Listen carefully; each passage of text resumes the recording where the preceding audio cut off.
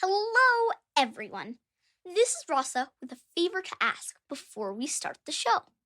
If you love listening to You Must Know Everything as much as we love making it, please recommend it to a friend, family member, coworker, classmate, teacher, babysitter, anyone and everyone in your circle and beyond. Word of mouth recommendations like yours make the biggest difference. And one more thing. We now have a You Must Know Everything online store with amazing and exclusive t-shirts, hoodies, and mugs, including, of course, kid sizes. Please follow the store link on our website, youmustknoweverything.com, to check it out, show your support, and spread the love that way, too. Thanks so much, and on with the show. Hello, Rasa. Hi, Dad. How are you today? I am wonderful. Excellent. Are you ready to know everything, though? You bet I am. Let's do it.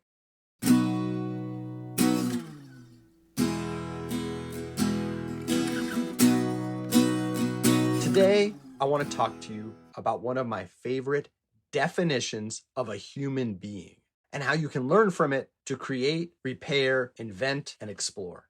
Whoa, sounds very useful.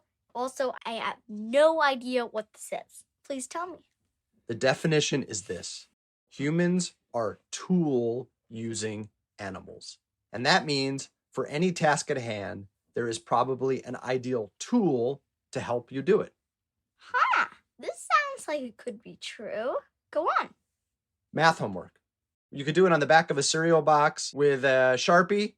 Not the best tool for the job. The best tool for math, in my opinion: pencil, eraser, scratch paper. Yeah. Bike repair. I used to fix my bike using a hammer. If any piece or part was falling off, I'd tap, tap, tap, try to get it back together. That doesn't sound like it worked out too well. Nope. Instead, I went to the bike shop and I saw this teeny little hex set. Hex being the shape, a hexagon that fits into almost all the pieces and parts of a bike. So with a few different hex-shaped tools, you can open, take apart, put back together a whole bike. Oh, I know that hex set. Cooking, so many tools. If I'm shredding cheese for pizza, I want a box grater. If I'm zesting lemon for pastry, I want a microplaner. Pancakes, I want a spatula to flip them. Spaghetti sauce, I want a wooden spoon to stir it. For pizza, I love my pizza stone, my pizza screen, my pizza peel, the tray to cut it on, and the pizza cutter to cut it. You have a lot of pizza supplies. Writing. I use a legal pad for drafting. I use index cards for outlining. I use a text editor for typing, and I use a word processor when I'm ready to format at the very end. Different tools for different parts of the process. That makes sense. Even as simple a tool as tape has many different forms. I love duct tape. I need rolls and rolls of duct tape. Duct tape is the savior of the world. If you're wrapping a present, there's adhesive tape. If you're securing a bandage, there's cloth tape.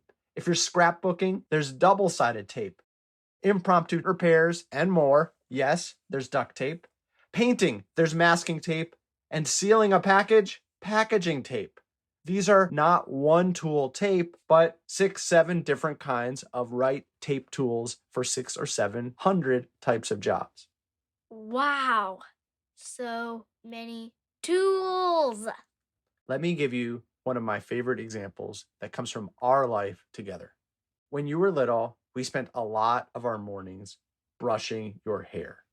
It was long and it was thick and it was a huge chore. It took about a half hour and you were squirming and complaining the whole time because you found it painful. It was. There was the teeny brush and it would go yank and it would hurt. And one time the brush got stuck in my head and all the bristles came out of the brush and were stuck in my hair. I remember. Then I visited a friend and his family. The kids had super curly hair, but they brushed it quickly and with no problem. How? I investigated. They were using a different kind of brush designed specifically for detangling. It didn't cost more. It just worked much better for that particular task. Yeah. I wrote down the name and bought one. It worked so well, I have now bought 6. Our house is full of these detangling brushes, but guess what? I can brush my hair by myself. And you have been ever since then, too. And it doesn't hurt, does it? Nope, not at all. We had the object, your hair, the goal, brushing it, but we didn't have the right tool. In that case, the right brush for your particular hair in that particular situation. Yeah, really glad we found it. So if you are stuck, if you are frustrated, if you are doing something over and over and it's not going so well, maybe it's just terrible, but maybe it's not. Don't always change yourself. Don't even try to change your situation. Ask, is there a better tool for this job? Wow, best advice ever. Bears are big, lions are fierce, dogs and cats are cute. Fish can swim, but remember, humans are Tool using animals.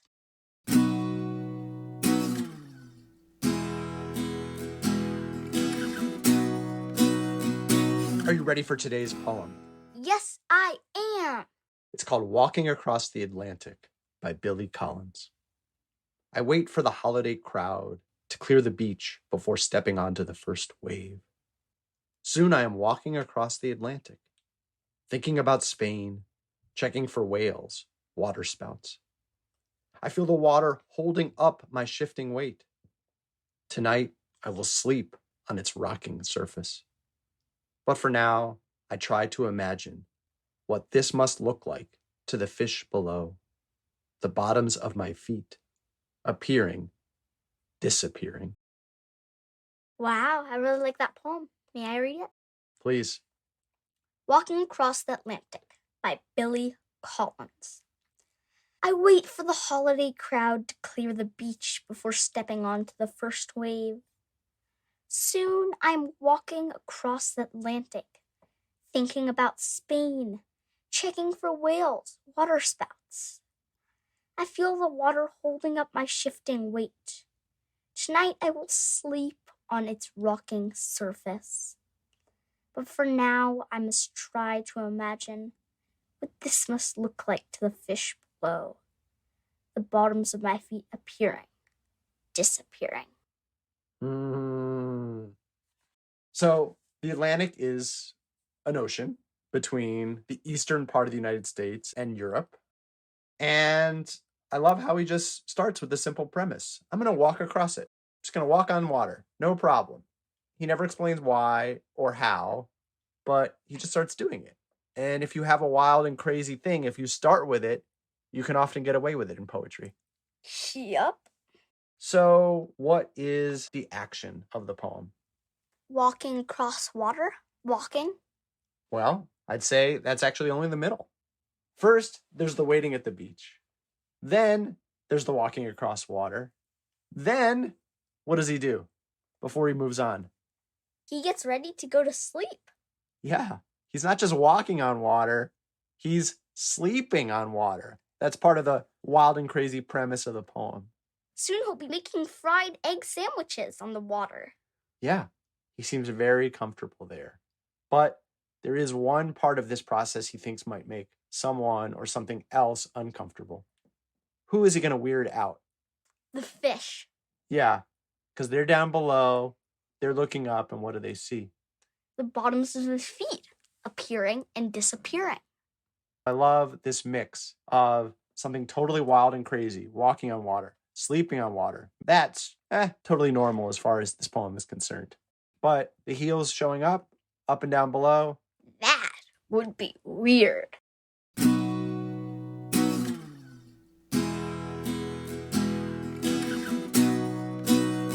Last segment of the show. Do you have a vexing question for me? Yes, I do. We have a vexing question from a listener named Novi, who says he's a future poet, artist, and paleontologist who will be famous for having saved the world from global warming. Wow, I've never met a future celebrity before. Novi says, my mom is Christian, my dad is Jewish, and we believe a lot in Hinduism and Buddhism, but we mostly believe in nature. So why is Christianity the biggest religion in the world now instead of any other religion. Wow. I better go to the books, look into the history, and get back to you and Novi soon. Okay.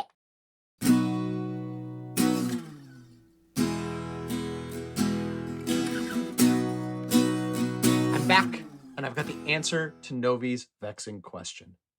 He's right. Christianity is the biggest religion in the world right now. Today, approximately 31% of human beings are Christian, 24% are Muslim, 15% are Hindu, 7% are Buddhist, 0.2% are Jewish, and more than 20% are another religion or no religion at all. But it wasn't always that way. Christianity started about 2,000 years ago. It was still very small and in some places forbidden for 300 years. Wow. Until the Roman Emperor Constantine converted to Christianity and made it the state religion of the entire empire. You can do that? From there, soldiers, missionaries, and evangelists further spread the religion to people across continents: Europe, North America, South America, Africa, and some of Asia. The other major religion to spread in this way is Islam, which is why it's the second biggest religion after Christianity. That said, there are many different types of Christianity itself, and many different types of Islam, Hinduism, Buddhism, and Judaism too. In that sense, every tradition has a lot in common with all the others, and every believer is also unique. Wow, that's fascinating how it spread like that. But if Novi or anyone else does figure out a way to save the world, I do hope it takes them less than 300 years to get people's attention. You Must Know Everything is produced by me, Jeremy Smith, and her, Rasa Smith, with awesome music by Furniture. Learn more and submit your own vexing questions at our website, youmustknoweverything.com. Subscribe via Apple Podcasts, Android, Spotify, or however you like to listen, and hear dozens of previous episodes for free. Please rate, review, and share the show with friends. And please join us next time for everything you need to know.